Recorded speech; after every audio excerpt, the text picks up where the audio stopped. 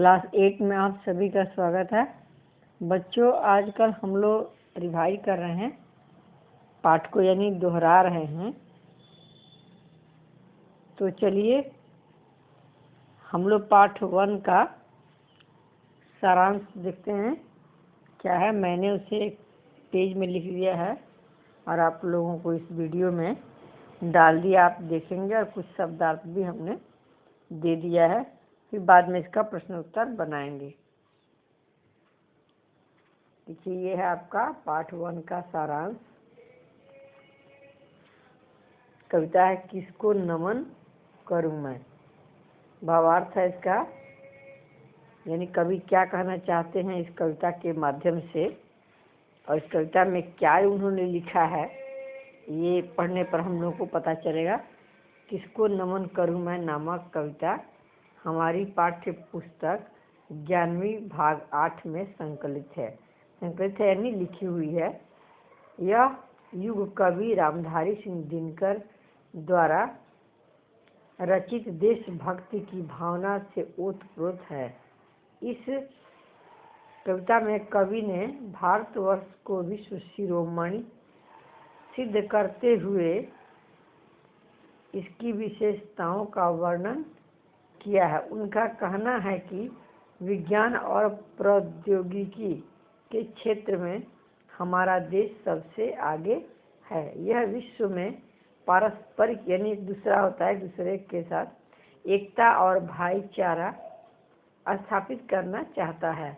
इसकी भौगोलिक विविधता और प्राकृतिक सुंदरता विश्व में सर्वोत्तम है, यानी सबसे उत्तम है, सबसे अच्छा है।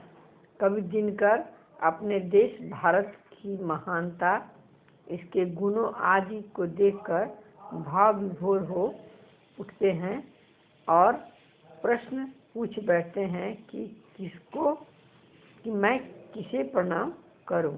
यह कविता हमें देशभक्ति, स्वदेश प्रेम, विश्व बंधुत्व आदि का संदेश देती है।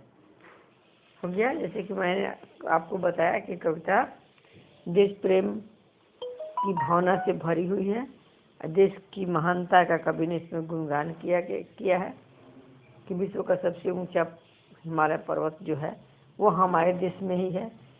हमारे देश में कई समुद्र आते हैं, हमारे देश में कई पवित्र नदियां आती हैं, हमारे देश में बहुत सारी प्राकृतिक सुंदरता जो कि कश्मीर है, विश्व प्रसिद्ध कश्मीर की सुंदरता है, वो हमारे देश भारत में ही है।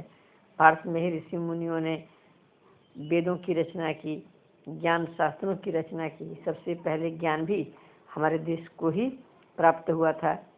इसलिए हमारा देश सभी देशों से आगे है। सभी देश युद्ध चाहते हैं, लड़ाई चाहते हैं, एक दूसरे पर चढ़ाई करते हैं, लेकिन हमारा देश दुश्मन को भी यदि हरा देता है तो उससे दोस्ती कर लेता है, उसको मारता या प्रताड़ित नहीं करता है।